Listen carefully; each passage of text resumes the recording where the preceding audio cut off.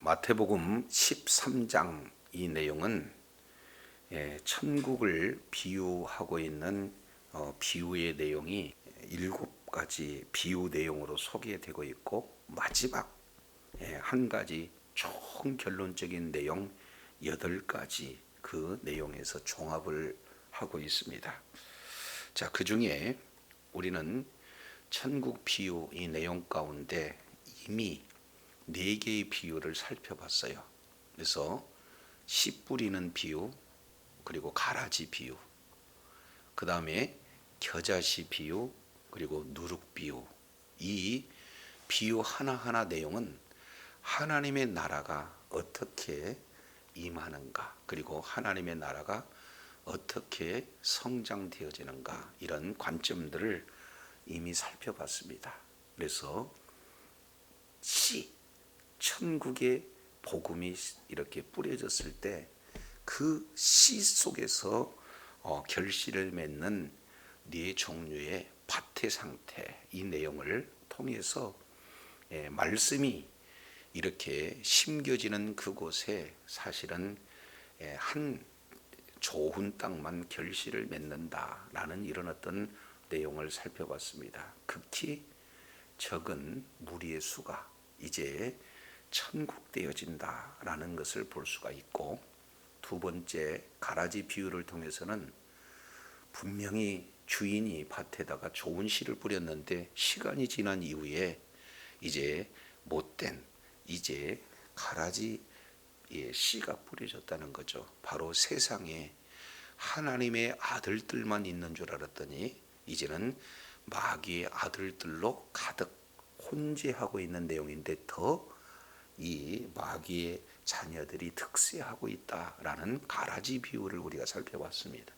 이어서 겨자씨, 그러면은 아주 작은 씨잖아요. 그런데 그 작은 씨가 시간 속에서 점점 자라서 이제는 나무가 되어지고, 그 나무 가지에 새들이 깃들 만하다. 이것은 하나님의 나라의 성장, 그것도 외적 성장을 말씀하고 있다면, 누룩 비유는 바로 그 작은 소량의 누룩이 가루 전체를 다 부풀게 하는 바로 그런 확장성에 대한 내용들을 살펴봤습니다. 내면적인 하나님의 나라의 확장을 이렇게 말씀을 하고 있어요.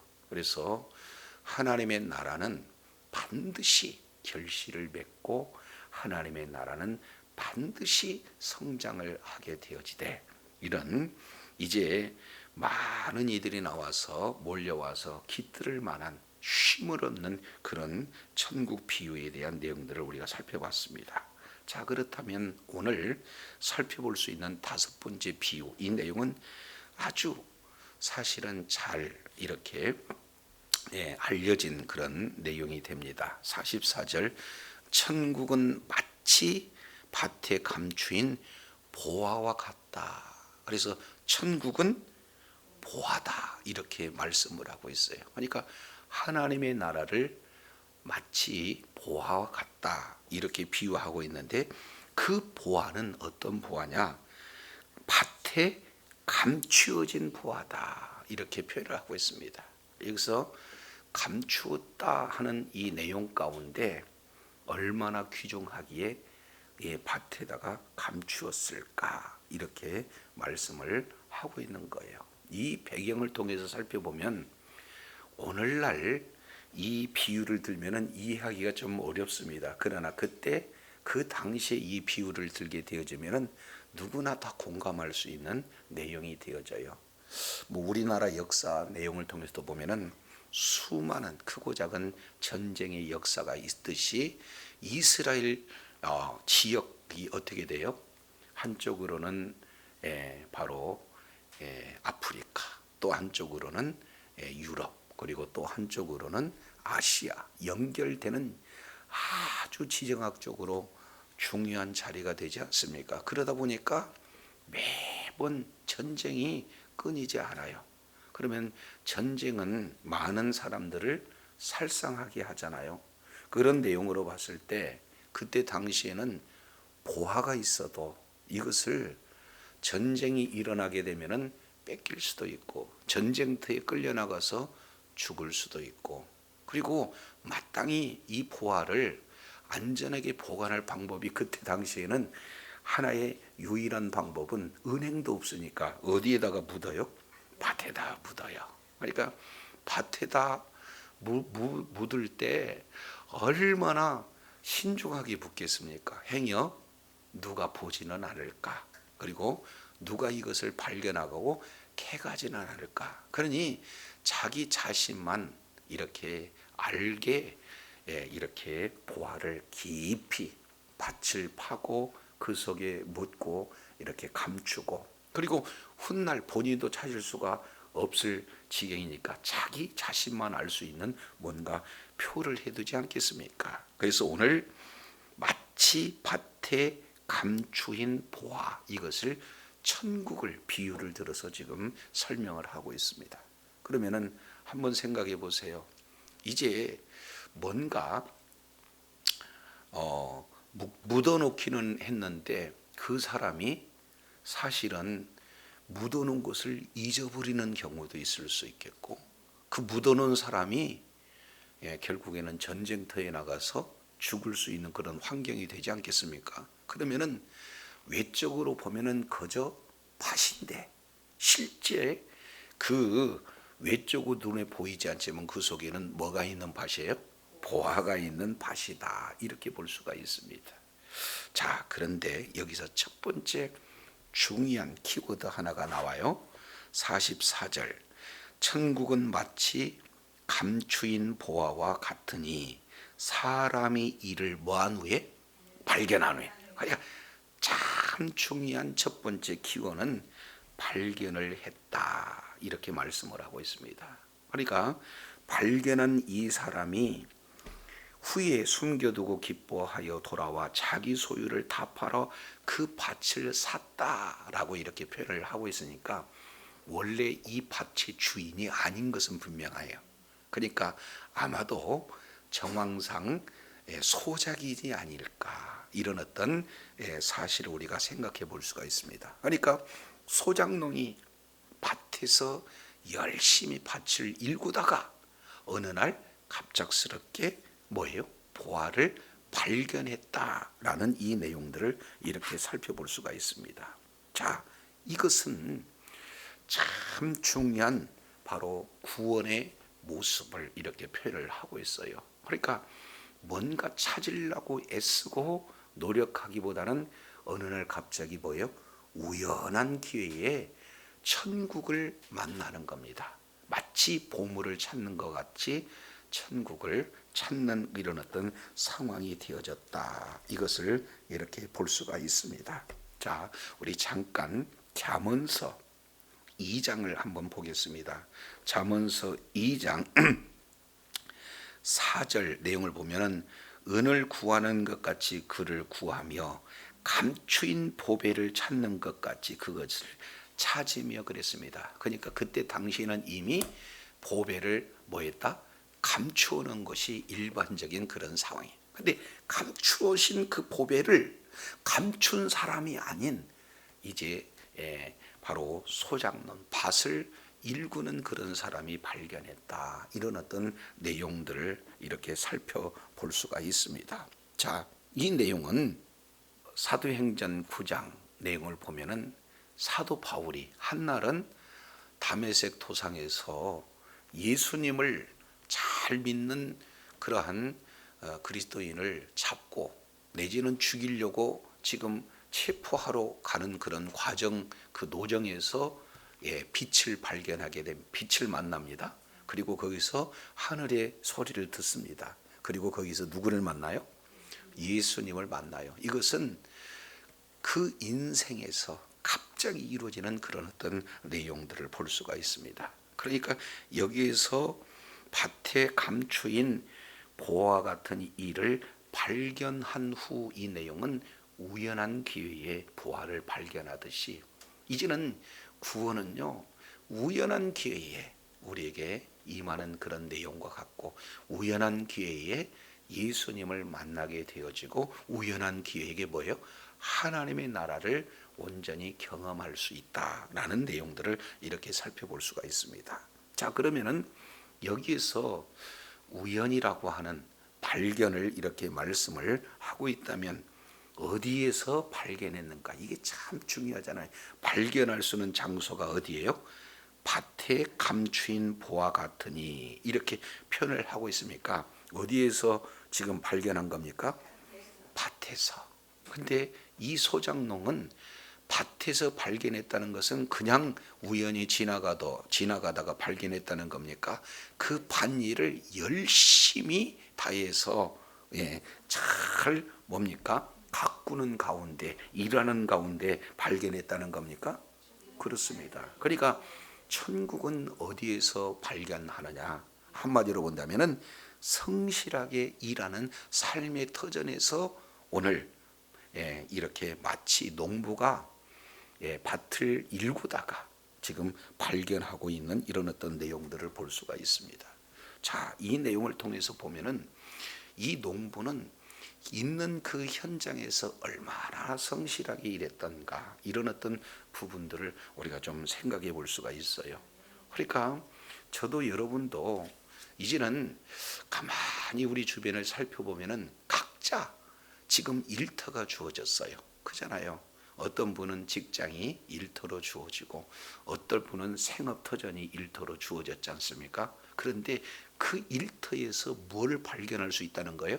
하나님의 나라, 보화를 발견할 수 있다. 이 내용들을 볼 수가 있습니다. 이것이 우연히 갑작스럽게 이루어지는데 마태복음 4장 이 내용을 통해서 보면 예수님을 만난 네 제자가 이렇게 소개가 되고 있어요. 그 내용을 통해서 보면은 각자 일에 얼마나 충실했는가 하는 내용들을 보게 되죠. 4장 18절 갈릴리 해변에 다니시다가 두 형제 곧 베드로라고 하는 시몬 그리고 그 형제 안드레가 바다에 금을 던지는 것을 보시니 그들은 어부라 말씀하시되 나를 뭐하라? 따라오라 이렇게 지금 말씀을 하고 있는 거예요. 한마디로 본다면 지금 이 베드로 그리고 안드레 시몬과 안드레가 지금 어떤 상황에서 예수님을 만나고 있습니까? 자기 생업터전에서 열심을 다할 때 그 속에서 예수님 바로 천국 되신 예수님을 발견을 했다. 또 이어서 곧 그물을 버려두고 예수를 따르니라. 21절 거기서 더 지나가다가 다른 두 형제 곧 세베대의 아들 야고보와 그 형제 요한이 그 부친 세베대와 한 가지로 배에서 그물 깃는 것을 보시고 부르시니 그랬습니다. 그들 역시 마찬가지로 뭐예요? 그물을 깃는 것을 지금 보시고 그들을 이렇게 부르셨을 때 천국 보화가 되시는 예수님을 지금 만나고 있는 이 야고보와 요한의 모습을 살펴볼 수가 있습니다. 자, 그러면은 이렇듯 이 제자들은 그들이 뭔가 보화를 찾으려고 애를 썼다 그런 내용이 없죠. 그럼 어때요? 맡은 바 있는 생업터전에서 최선을 다하다가 우연히 우리 예수님께서 지나가는 그 현장에서 제자들을 부르셨고 그 부르심에 그들은 뭐예요? 천국이 되신 예수님을 사실은 만나는 놀라운 역사가 임했다라는 것을 볼 수가 있습니다. 물론 이것은 전적인 하나님의 주권 하에 이루어지는 그런 은혜가 이 속에 이미 배경으로 깔려져 있는 거예요. 그러니까 오늘 밭에 감추인 보화와 같은데 이 사람들이 뭐 했어요? 발견했어요. 인생에 예수님을 만났습니다. 하나님의 나라를 이제 경험하게 되어지는 거죠. 그래서 하나님의 나라는 이미 말씀을 드렸지만 바로 지역적인 내용이라고 보다는 한마디로 뭡니까? 통치 관점을 이렇게 살펴볼 수가 있습니다. 오늘도 마찬가지죠. 이제 교회에서 정말로 열심을 다해서 맡겨진 사명을 감당하다가 거기서 하나님의 통치를 이제 통치하고 있는 주님과 깊은 교제가 이루어져요. 그러면서 하나님의 나라를 가치를 아는 그런 사람도 많습니다. 그리고 주부 경우에는 어떻게 돼요?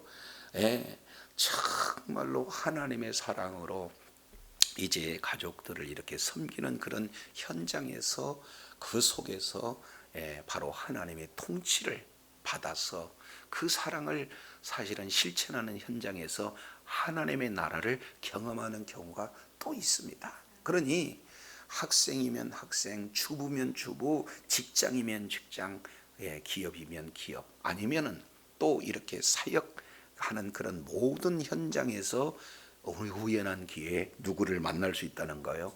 하나님을 만날 수가 있다. 예수 그리스도의 통치를 실질적으로 실감할 수 있는 그런 내용들이 되어지는 거예요. 그렇지 않습니까? 그러면 평상시에 내 실력, 내 능력이라면은 이런 상황에서 반드시 버럭하고 화를 내야 되는데 예수 그리스도의 통치가 임한 거예요. 그러니까 나도 모르게 어떻게 돼요? 주님의 그 사랑이 이제는 분노가 드러나는 것이 아니라 또 하나님의 그 사랑이 표현되어지고 그 표현을 통해서 뒤늦게 하나님이 깨닫게 하시는 내용으로 보면은 거기서 뭘 실감하느냐? 하나님의 나라를 실감하는, 하나님의 나라의 통치를 뭐요? 맛보았다. 그러니까 오늘 지금 발견하는 장소는 다른 곳이 아니라 일할 수 있는 그 터전에서 발견을 하고 있는 그런 내용들을 우리가 살펴보게 되어집니다. 그래서 정말로 성실하게, 성실하게 내 주어지는 그런 현장에서 오늘 또 우연한 기회에 하나님께서 은혜를 주시면 뭐한다? 천국을 발견할 수가 있게 되어진다라는 사실을 보게 됩니다. 구약 성경 여러 군데도 많이 있지만 그 중에 대표적인 내용이 바로 출애굽기 3장 모세가 전심으로 양을 기르잖아요. 그리고 양을 치는 그곳에서 하나님이 떨기나무 속에서 그 음성을 이렇게 들려주고 있는 것을 볼 수가 있어요. 그곳에서 모세는 만나려고 애를 쓰는 내용이 아니라 우연한 기회에 하나님의 이제 이 주권하에 이런 만남이 이루어졌다라는 것을 볼 수가 있습니다. 저도 여러분도 정말로 주어지는 사역 현장이 있어요. 생업터전이 있습니다. 그리고 우리가 살아야 할 삶의 모든 여정이 있어요. 그 속에서 최선을 다할 때 그곳에서 언제든지 천국을 경험할 수 있는 기회가 주어진다는 사실을 기억하시기 바랍니다. 세 번째 내용을 통해서 살펴보면은 천국은 마치 밭에 감추인 부와 같으니 발견한 후 그랬습니다. 그러니까 천국을 발견한 후에 발견한 사람들의 반응이 지금 어떻게 나타났습니까? 여기서 보니까 첫 번째 내용을 통해서 보면은 숨겨두고 그 다음에 기뻐하여 그 다음에 돌아가서 다 팔아 그 밭을 샀다. 지금 이렇게 표현을 하고 있는 것을 보게 됩니다. 발견 후에 참 놀라운 내용 중에 하나는 거기에 뭐가 있었다는 거예요? 기쁨 충만했다는 거예요. 이것은 하나님의 나라를 맛보는 사람만이 주어지는 기쁨이에요. 어떤 누구도 이렇게 경험할 수 없는 그 기쁨이 바로 하나님의 나라를 발견한 자가 바로 주어지는 그런 내용이다. 그런데 이는요 숨겨두고 돌아갔어요. 그런데도 뭐가 있다는 거예요? 기쁨이 넘치다. 지금 이렇게 표현을 하고 있습니다. 많은 사람들은 아마 이 보화를 발견했다 그러면은 먼저 심장이 반응할 것 같아. 막 두근반, 세근반. 혹시 이 사이에 누가 발견해서 캐갈버리면 어떨까? 아니면은 이 밭의 주인이 알아버려서 이제 밭을 팔지 않는다면 어떨까? 여러 가지 생각이 교차하지 않겠어요? 그런데 이 천국을 발견한 이 사람의 특징 내용은 뭐예요? 불안하는 마음이 없습니다. 근심 걱정이 없어요. 그리고 기쁨으로 지금 돌아가고 있는 이런 어떤 내용들을 볼 수가 있습니다. 근데 여기 이제 한 가지 걸리는 것은 있어요. 왜 그러냐면 남의 밭 아니에요? 그런데 몰래 숨겨놓고 또 몰래 알리지 않고 밭을 산다. 좀 어떤 의미에서는 양심불량인 그런 어떤 느낌도 들지 않을 수가 없어요. 그런데 이 본문의 내용은 이 양심 문제가 아니다 그 말이죠. 이것은 천국을 그만큼 발견한 자의 기쁨을 지금 표현하고 있기 때문에 이 내용은 양심 문제가 아닙니다. 동시에 이 주인 역시 마찬가지로 보화의 주인일 수는 없다, 이렇게 볼 수가 있게 되어지는 거예요. 자, 그래서 지금 내용을 통해서 보니까 발견한 후에 기쁨으로 뭐 했다? 그 밭을 이렇게 사기 위해서 지금 돌아가고 있는 그런 어떤 내용들을 보게 됩니다. 이 내용을 그러면 여기서 주어지는 기쁨이 도대체 어떤 기쁨일까? 우리는 하나님의 나라에 대해서 이미와 아직 사이의 긴장관계라고 하는 이 내용을 거듭 이렇게 말씀을 통해서 나눴습니다. 하나님의 나라는 성령의 능력으로 귀신을 쫓아낼 것 같으면 이미 하나님의 나라가 너희에게 임하였느니라. 그러나 우리 주님께서는 다시 오실 때 이제는 온전한 하나님의 나라가 완성된다는 거예요. 그렇기 때문에 이미 임했지만 아직 완성되지 않는 하나님의 나라, 그래서 이미 임한 하나님의 나라에서 완성되는 하나님의 나라 그 사이에 수많은 영적 전쟁을 펼쳐나가게 되어집니다.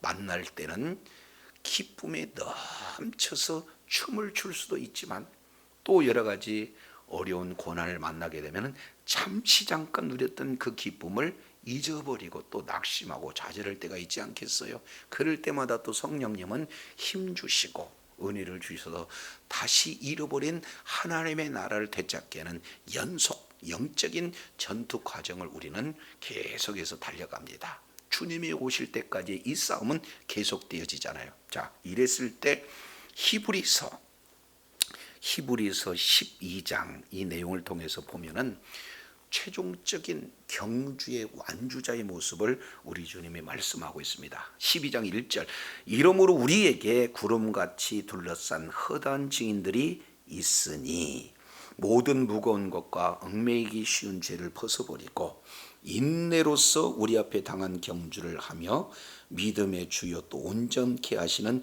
예수를 바라보자. 세 개의 단어 벗어버리고, 두 번째 경주하며, 세 번째 바라보자. 이것이 바로 이미와 아직 사이에서 그 영적 싸움을 이렇게 싸우는 그 현장의 모습을 마치 이런 경주자의 모습으로 좋은 바로 모범을 지금 보여주고 있습니다. 계속해서 앞서 경주를 하는 믿음의 그런 허다한 증인들은 계속해서 넘어지고 좌절하고 지금 낙심할 수 있는 그런 상황에서 응원합니다. 이제 한 발자국만 떼면은 마무리, 지금 골인 지점에 다 왔다고. 자, 이런 내용인데 그러기 위해서는 최종적인 이 믿음의 경주를 다 진행하기 위해서는 벗어버려야 될 것이 있다는 거예요. 무거운 것, 얽매이기 쉬운 죄를 벗어버려야 끝까지 완주할 수 있다는 것. 두 번째, 인내로서 우리 앞에 당한 뭐를? 경주를 우리가 경주해야 된다. 끝까지 우리가 가야 할 뭐예요? 경주가 있다는 사실을 우리가 알아야 되는 거죠. 그러기 위해서는 모범이 필요해요. 그 길을 걸었던 분이 누구냐? 예수. 그래서 예수님은 믿음의 주가 되시고 온전케 하신 분이다. 한마디로 믿음의 창시자가 되고 믿음의 완성자가 바로 누구냐? 예수님이다. 그래서 이 예수님이 걸었던 그 본을 따라 우리가 걷게 되는 거죠. 그러면은 예수님은 어떤 경주를 했는가? 그는 그 앞에 뭐를? 기쁨을 위하여. 이게 굉장히 중요해요. 그 앞에 뭐요? 기쁨을 위하여 지금 현재 있는 눈앞에 보이는 십자가를 참았어요.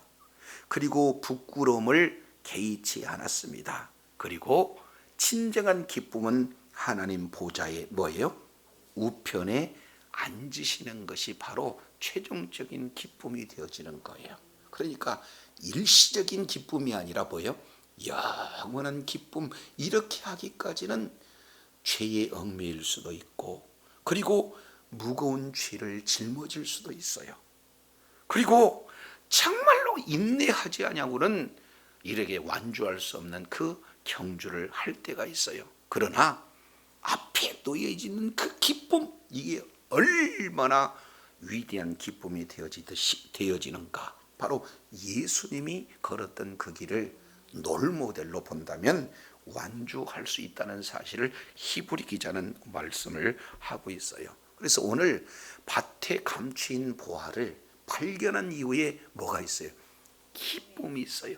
지금 낙심할 수 있습니다. 지금 좌절할 수 있습니다. 그러나 우리 주님이 다시 오실 그때 바로 영원한 천국이 주어진다는 이런 소망을 가지면 일시적으로는 흔들릴 수 있고, 일시적으로는 아플 수 있고, 일시적으로는 고난을 받을 수 있지만 영원한 천국, 이런 어떤 내용은, 그 기쁨은 빼앗을 수가 없다는 거예요. 그래서 오늘 보화를 발견한 자의 특징, 핵심이 뭐예요?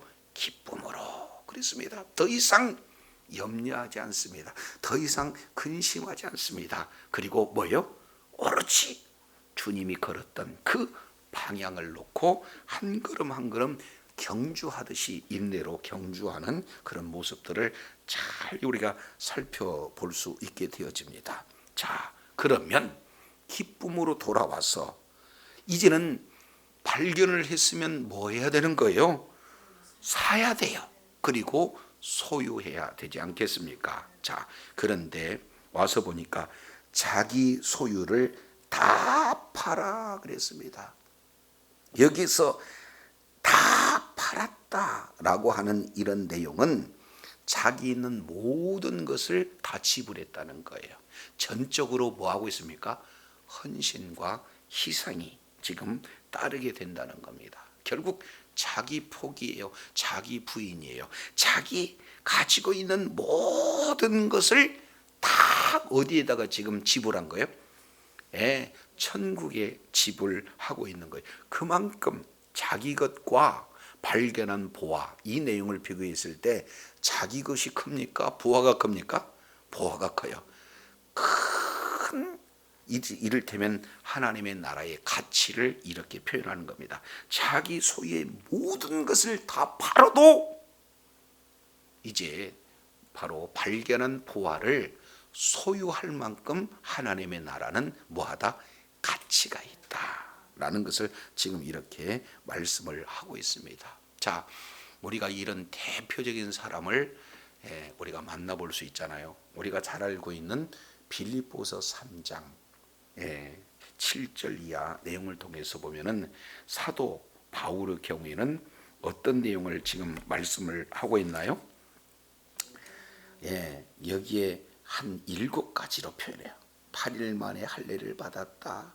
이스라엘의 족속이다. 베냐민 지파다. 히브리인 중에 히브리인이다. 바리새인 중에 바리새이다. 교회를 비판하고 흠이 없는 자로다. 그러니까 결국에는 이 모든 것을 다 자기 것이 충만한 자 아니었어요. 그런데 이 모든 것을 7절에 그러나 무엇이든지 내게 유익하던 것을 내가 그리스도를 위하여 다 해로 여길 뿐더러 또한 모든 것을 다로 해로 여기면 내 주 그리스도 예수를 아는 지식이 가장 뭐다? 고상하다. 다음으로 가장 가치 있는 거예요. 지금까지 내가 가진 모든 것을 다 버리고 다 지불하고 산다 할지라도 바로 그 보화 예수 그리스도가 최고의 바로 보물이다. 그런데 9절 그 안에서 발견되려 함이 매우 중요한 용어예요. 그래서 그 안에서 발견되려 함이니 내가 가진 의는 율법에서 난 것이 아니요 오직 그리스도를 믿는 믿음으로 말미암는 것이니 곧 믿음으로 하나님으로 난 뭐다? 의다. 지금 이렇게 표현을 하고 있는 것을 보게 되어져요. 그래서 이제는 보물을 발견했어요. 근데 그 발견한 보물을 얻으려고 한다면, 소유하려고 하면 반드시 뭐를 지불해야 되는 거예요? 예, 지금 자기 자신의 전부를 다 지불하고 있는 것을 볼 수가 있습니다. 이것이 지금 하나님의 나라를 사는 자들을 이렇게 말하고 있습니다. 자, 정말로 우리가 매일 지금 하야통삼을 하고 있어요. 그렇지 않습니까? 통독도 하고, 그리고 뭡니까? 심독도 하고, 계속해서 암송도 진행을 하고 있습니다. 하야통삼 외에 또 시오잠이라고 해서 하루에 5편의 시편과 1장의 잠언을 계속 봅니다. 그잖아요. 또 그것 외에 또 뭡니까? 복음 학교까지 진행을 해요. 그러면 이런 시간들 하나하나 하려고 보면은 하루 종일 이제 집중을 해도 뭐예요? 시간이 부족할 만큼 정말로 이제 뭡니까? 바쁜 그런 어떤 여정들을 보내고 있습니다. 그런데 반응은 두 가지죠. 이것을 그럴 때마다 어저께 숙제했던 내용 가운데 그냥 무심코 지나갔는데 오늘 읽어보니까 그 속에서 주어지는 기쁨이 있어요. 시간은 쫓기고 주변 사람들은 손가락질을 합니다. 그렇게 성경 많이 읽으면 밥이 나오냐? 무슨 돈이 나오냐? 꼭 그렇게 예수를 믿어야 잘 믿는 거냐? 그렇게 광신자가 되느냐? 이렇게 손가락질하는 그런 경우에도 그것이 오히려 책망보다는 뭐예요?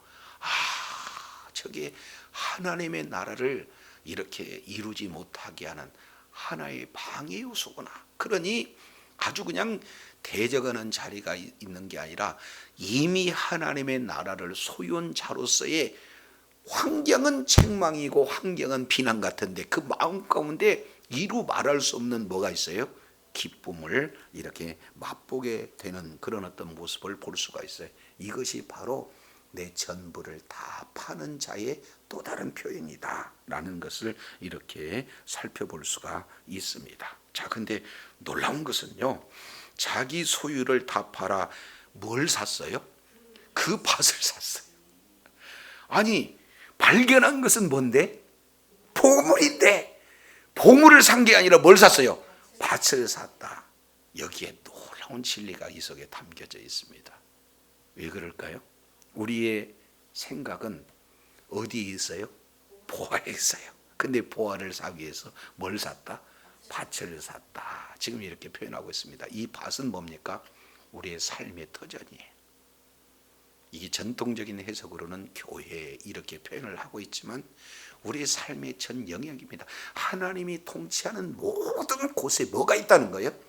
보화가 있다는. 따라서 이 보화가 결론이고 이 보화가 핵심이지만 이 보화가 목적이지만 그 보화, 목적을 찾기 위해서는 반드시 거쳐야 할 과정 하나하나가 굉장히 중요하다라는 사실을 볼 수가 있습니다.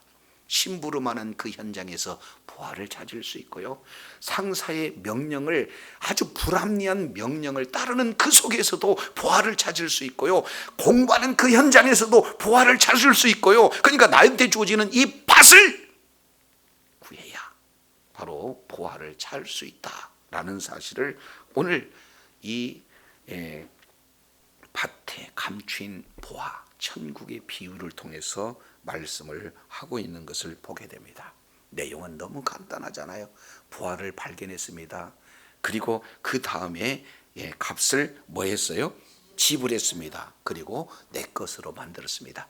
너무 지극히 누구나 알 수 있는 쉬운 일상적인 내용을 통해서 예수님께서는 다 알아들 수 있는 내용이기에 다른 비유는 해석을 했지만 이 내용은 굳이 해석할 이유가 없을 정도로 아주 명료한 그런 내용을 우리 주님께서 비유를 통해서 말씀하고 있습니다. 저도 여러분도 이제 보화는 어디 있느냐? 밭에 있다는 것.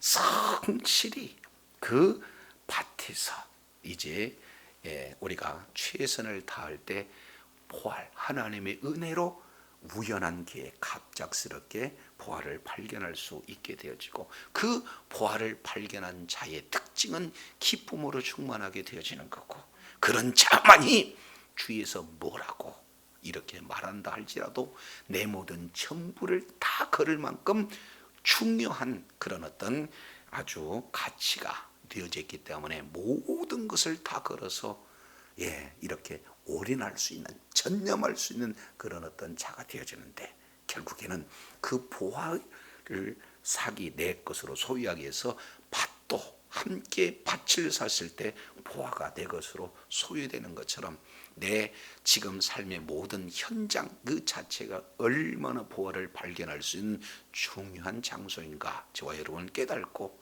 나에게 맡겨진 사명의 현장, 나에게 맡겨진 생업의 터전 소중하게 바로 인식하고, 그 속에서 보화를 발견하여 주님의 기쁨으로 충만한 그런 하나님의 나라를 맛보는, 하나님의 나라를 실감하는 주의 사랑하는 자녀들이 다 되시길 예수 이름으로 축원합니다. 기도하겠습니다. 하나님 아버지, 천국 비유의 5번째, 마치 밭에 감추인 보화와 같다 주님 말씀하고 있습니다.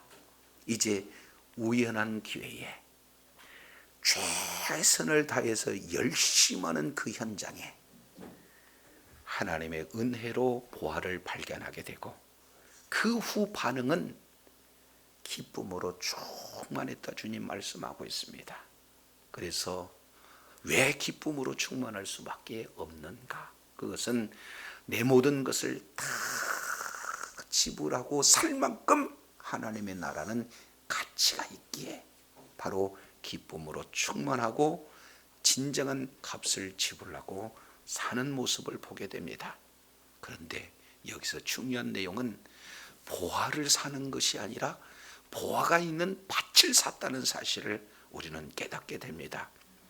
결과도 중요하지만 그 보화를 찾는 과정 하나가 얼마나 존귀한지, 그래서 우리 주님께서는 내 앞에 놓여 있는 십자가, 이 과정을 반드시 겪은 이후에 하나님의 나라, 영원한 생명을, 그리고 하나님 보좌에 앉는 놀라운 은혜를 아버지 바라봤을 때, 지금 잠시 잠깐의 고난도, 넘어짐도 힘듦도 극복할 수 있다는 사실을, 기쁨으로 감당할 수 있다는 사실을 말씀을 통해서 일깨워 주셨사온즉, 주님 오시는 그날까지 하나님의 나라를 맛보는, 주님의 기쁨으로 충만한 천국을 소유하는 주의 사랑하는 자녀들 다 되어지도록 은혜를 더하여 주옵소서. 예수 그리스도 이름으로 기도드립니다. 아멘.